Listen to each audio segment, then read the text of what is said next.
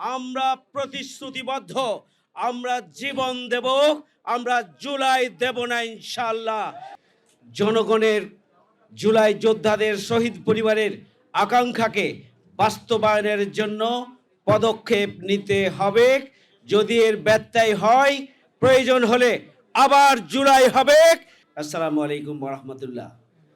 আমরা আন্তরিকভাবে কৃতজ্ঞতা জানাচ্ছি প্রধান অতিথি সহ শহীদ পরিবার, আহত জুলাই যোদ্ধা এবং সাংবাদিক বন্ধুদের, যারা এখানে উপস্থিত হয়ে আমাদের আয়োজনকে সার্বিকভাবে সফল করেছেন। এই জন্য ঢাকা মহানগরীর পক্ষ থেকে আপনাদেরকে আন্তরিকভাবে কৃতজ্ঞতা জানাচ্ছি। জুলাই শহীদ ও জুলাই যোদ্ধাদের রাষ্ট্রীয় খেতাবে সম্মানিত করতে হবে। আর্থিক সমৃদ্ধির জন্য পদক্ষেপ নিতে হবে সরকারকে। শহীদ পরিবার ও জুলাই যোদ্ধাদের সার্বিক নিরাপত্তা ও সুরক্ষা নিশ্চিত করার জন্য পদক্ষেপ গ্রহণ করতে হবে। জুলাই গণঅভ্যুত্থানের ইতিহাস বিকৃতির ষড়যন্ত্র হচ্ছে। সঠিক ইতিহাস লিপিবদ্ধ করার জন্য রাষ্ট্রকেই কার্যকর উদ্যোগ গ্রহণ করতে হবে। গণহত্যাকারী খুনিদের বিচার প্রক্রিয়া ত্বরান্বিত করে অবিলম্বে দৃষ্টান্তমূলক বিচার নিশ্চিত করতে হবে।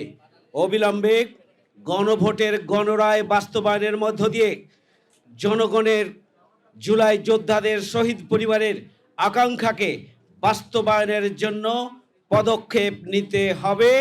যদি এর ব্যত্যয় হয়, প্রয়োজন হলে আবার জুলাই হবে এবং জুলাই গণঅভ্যুত্থানের যে চেতনা, সেই চেতনাকে বাস্তবায়ন করা হবে ইনশাআল্লাহ।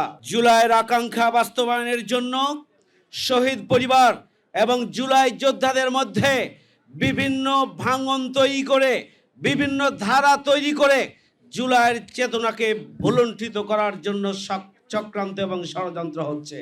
তাই যারা শহীদ পরিবার রয়েছেন, সম্মানিত জুলাই যোদ্ধা যারা রয়েছেন, তাদেরকে ঐক্যবদ্ধভাবে থাকতে হবে এবং জুলাইয়ের আকাঙ্ক্ষা বাস্তবায়নের জন্য তাদেরকেও সজাগ এবং সচেতন থাকতে হবে।